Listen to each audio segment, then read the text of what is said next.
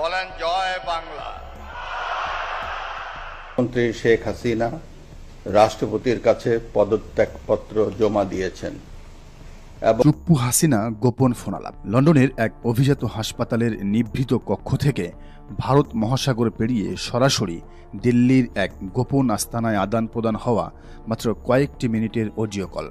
আর সেই একটি ফোন কলেই তাসের ঘরের মতো ভেঙে গুড়িয়ে গেল বঙ্গভবনের ক্ষমতার সমস্ত রাজনৈতিক নিরাপত্তা বলয়। রাষ্ট্রপতি মোহাম্মদ শাহাবুদ্দিন চুপ্পুর মতো একজন বিতর্কিত এবং সুবিধাবাদী ব্যক্তির জন্য একসময় বিএনপি যেন এক অলৌকিক মসিহা বা ত্রাণকর্তা হিসেবে আবির্ভূত হয়েছিল। 2024 সালের অভূতপূর্ব গণ অভ্যুত্থানের পর যখন পুরো দেশ উত্তাল, ছাত্র জনতা যখন ঢাকার যমুনা ও বঙ্গভবনের রাজপথে নেমে চুপ্পুর পদত্যাগের দাবিতে উত্তাল প্রতিবাদ গড়ে তুলেছিল, ঠিক তখন কেবল বিএনপির চরম ও শক্ত রাজনৈতিক আপত্তির কারণেই পদচ্যুত হতে হতেও বেঁচে গিয়েছিলেন চুপ্পু। পরবর্তীতে বিএনপি রাজনৈতিক ও প্রশাসনিক ধারাবাহিকতা রক্ষার স্বার্থে চুপ্পুকে সেই পদে বহাল রাখে। এমনকি অন্তর্বর্তীকালীন সরকারের প্রধান উপদেষ্টা ডক্টর মোহাম্মদ ইউনূস যখন এক প্রকার চুপ্পুকে বঙ্গভবনের চার দেয়ালে কার্যত বন্দী করে রেখেছিলেন, তখন বিএনপির ভারপ্রাপ্ত চেয়ারম্যান তারেক রহমান রাষ্ট্রীয় সর্বস্তরের আয়োজনে শাহাবুদ্দিন চুপ্পুকে প্রাপ্য মর্যাদার চেয়েও কয়েকশো গুণ বেশি সম্মান এবং জায়গা করে দিয়েছিলেন। বিএনপিকে ক্ষমতায় দেখতে পাওয়া এবং রাজনীতিতে নিজেদের অবস্থান শক্ত করার এই প্রক্রিয়ায় চুপ্পুও ডক্টর ইউনূসের উপর প্রকাশ্যে ক্ষোভ উগরে দিয়ে বিএনপির ভূয়সী প্রশংসা করেছিলেন। কিন্তু আসল খেলা যে পর্দার আড়ালে অন্যভাবে সাজানো হচ্ছিল তা কে জানত? উপরে উপরে বিএনপির প্রতি অন্ধ ভালোবাসা এবং চরম আনুগত্য দেখালেও বঙ্গভবনে বসে থাকা এই লোকটা যে আসলে তার পুরনো রাজনৈতিক মনিব এবং রক্তক্ষয়ী গণ অভ্যুত্থানের ঘাতক শেখ হাসিনাকে ভুলতে পারেননি, তার প্রমাণ মিলেছে গোয়েন্দা সংস্থার হাতে আসা বিস্ফোরক নথিতে।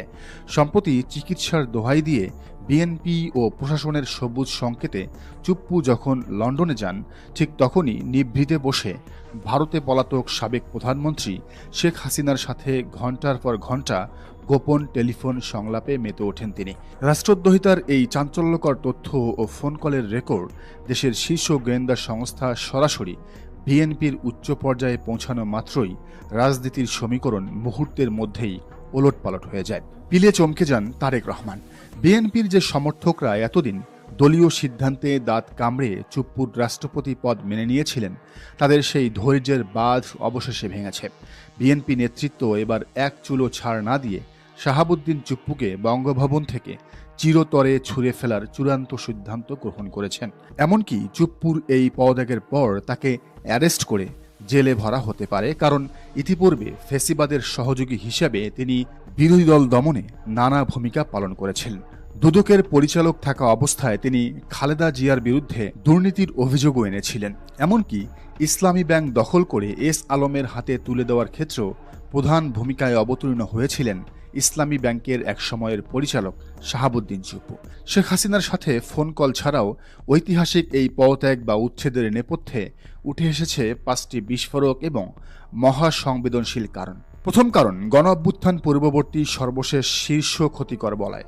2024 সালের রক্তঝরা জুলাই মাসের ছাত্র জনতার ঐতিহাসিক গণ অভ্যুত্থানের মাধ্যমে যখন তৎকালীন স্বৈরাচারী আওয়ামী সরকারের পতন ঘটেছিল, তখন সেই দমন পীড়নকারী শাসন ব্যবস্থার নিয়োজিত ব্যক্তিদের মধ্যে একমাত্র শাহাবুদ্দিন চুপ্পুই ছিলেন শেষ ব্যক্তি যিনি এখনও দেশের সর্বোচ্চ 1 নম্বর সাংবিধানিক পদে বহাল রয়েছেন।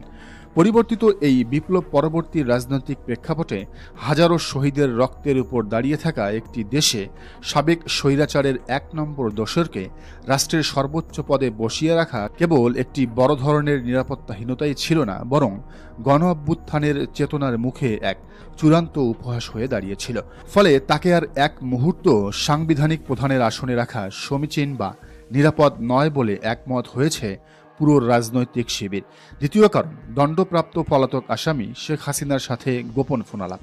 গোয়েন্দা প্রতিবেদনে উঠে আসা সবচেয়ে বড় বোমাটি ছিল গত মে মাসে স্বাস্থ্য পরীক্ষার অজুহাতে লন্ডনে অবস্থানকালে শাহাবুদ্দিন চুপ্পু আন্তর্জাতিক অপরাধ ট্রাইব্যুনালে দণ্ডপ্রাপ্ত ও ভারতে নির্বাসিত স্বৈরাচার শেখ হাসিনার সাথে একাধিকবার সরাসরি টেলিফোনে গোপন বৈঠক এবং আলোচনা করেছেন।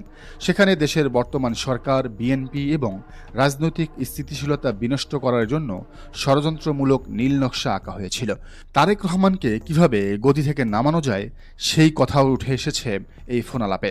গোয়েন্দা সংস্থাগুলো এই রাষ্ট্রদ্রোহী ফোনালাপের অকাট্য তথ্য এবং অডিও প্রমাণ হাতে পাওয়ার পর থেকেই তার পদত্যাগের প্রশাসনিক এবং রাজনৈতিক চাপ দাবানলের মতো ছড়িয়ে পড়ে।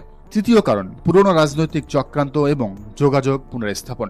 বঙ্গভবনের সাংবিধানিক ক্ষমতার চরম অপব্যবহার করে শাহাবুদ্দিন চুপ্পু গোপনে তার পুরনো রাজনৈতিক দল আওয়ামী লীগের চাটুকার এবং আমলাদের সাথে নতুন করে যোগাযোগ জোরদার করছিলেন।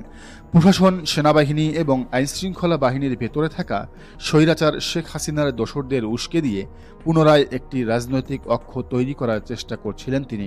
রাষ্ট্রপতির এই বিপজ্জনক ও বিভ্রান্তিকর তৎপরতায় দেশের সর্বস্তরের নীতি নির্ধারকরা চরম অসন্তোষ প্রকাশ করেন এবং তাকে বঙ্গভবনে রাখা রাষ্ট্রের নিরাপত্তার জন্য সরাসরি হুমকি বলে চিহ্নিত করা হয়।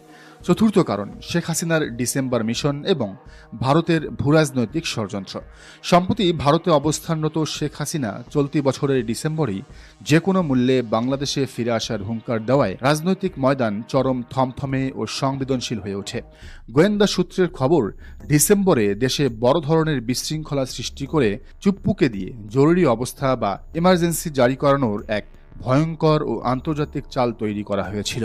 বিএনপি ও অন্যান্য রাজনৈতিক শক্তি বুঝতে পেরেছে এই পরিস্থিতিতে চুপ্পুকে রাষ্ট্রপতির চেয়ার থেকে অবিলম্বে সরিয়ে দেওয়া ছাড়া অন্য কোনো পথ খোলা নেই। তাকে সরানোর মাধ্যমেই সরকার ও রাজনৈতিক দলগুলো এক কঠোর বার্তা দিতে চায় যে দেশের আইনশৃঙ্খলা ও রাজপথ অস্থিতিশীল করার যে কোনো ষড়যন্ত্রের জিরো টলারেন্স জবাব দেওয়া হবে। পঞ্চম কারণ, শেখ হাসিনার পদত্যাগপত্র নিয়ে মিথ্যাচার এবং সাংবিধানিক জালিয়াতি। এর আগেও রাষ্ট্রপতি শাহাবুদ্দিন চুপ্পু একাধিকবার দাবি করেছিলেন যে সাবেক প্রধানমন্ত্রী শেখ হাসিনার মূল পদত্যাগপত্র নাকি তার কাছে নেই এবং ডক্টর ইউনূসের সরকার তাকে বিভিন্ন রাষ্ট্রীয় গুরুত্বপূর্ণ বিষয়ে সম্পূর্ণ অন্ধকারে রেখে অপমানিত করেছে। কিন্তু শেখ হাসিনার পদত্যাগপত্র নিয়ে তার এই পরস্পর বিরোধী, ভিত্তিহীন এবং চরম দায়িত্বজ্ঞানহীন মন্তব্যের কারণে তাকে প্রকাশ্যে মিথ্যাচারী আখ্যা দেওয়া হয়েছিল। সে সময় বৈষম্য বিরোধী ছাত্র জনতা তার অপসারণের দাবিতে বঙ্গভবন ঘেরাও করে রাজপথেও নেমেছিল, যদিও বিএনপির কারণে সেটি আর বাস্তবায়ন হয়নি। রাজনীতির ইতিহাস বড়ই নির্দয়, যাকে রক্ষা করতে গিয়ে বিএনপি নিজেদের সমর্থকদের অসন্তোষ মাথায় নিয়েও ঝাল হয়ে দাঁড়িয়েছিল। যাকে সম্মান দিয়ে বঙ্গভবনের রাষ্ট্রপতি হিসেবে জাতীয় অনুষ্ঠানে জায়গা দেওয়া হয়েছিল, সেই চুপ্পুই শেষ পর্যন্ত নিজের ক্ষমতার লোভ আর পুরনো মনিবের চাটুকরিতা ছাড়তে পারলেন না। লন্ডনের গোপন ফোনালাপ আর ডিসেম্বরের ষড়যন্ত্রের নথি ফাঁস হয়ে যাওয়ায় এখন চুপ্পুর সামনে কেবল একটি পথেই খোলা, স্বাস্থ্যগত কারণ দেখিয়ে নিঃশব্দে পদত্যাগপত্র জমা দিয়ে বঙ্গভবনের পেছনের দরজা দিয়ে পালিয়ে যাওয়া। তবে পালিয়ে যেতে পারবে কিনা সেটাই এখন বড় বিষয়, কারণ বিএনপি তাকে গ্রেফতার করতে না চাইলেও জুলাইয়ের শহীদ পরিবার কিন্তু তাকে এক চুলও ছাড় দেবে না। এখন প্রশ্ন একটাই, চুপ্পুর এই করুণ বিদায়ের পর বঙ্গভবনের নতুন অধ্যায়ে কে আসেন? সংবিধান রক্ষা আর দেশের সার্বিক নিরাপত্তা বজায় রাখতে আগামী দিনগুলোতে কোন নতুন চেহারা বসতে যাচ্ছে মহামান্য রাষ্ট্রপতির চেয়ারে? মির্জা ফখরুল, নাসিমুল গনি নাকি খন্দকার মোশাররফ? উত্তর লুকিয়ে আছে সময়ের খুব কাছাকাছি এক রাজনৈতিক মহাবিস্ফোরণে। দর্শক, পুরো বিষয়টিকে আপনি কিভাবে দেখছেন জানান মন্তব্যের ঘরে। আর এই চ্যানেলে নতুন হলে অবশ্যই সাবস্ক্রাইব করুন এবং বেল আইকনটি বাজিয়ে রাখুন।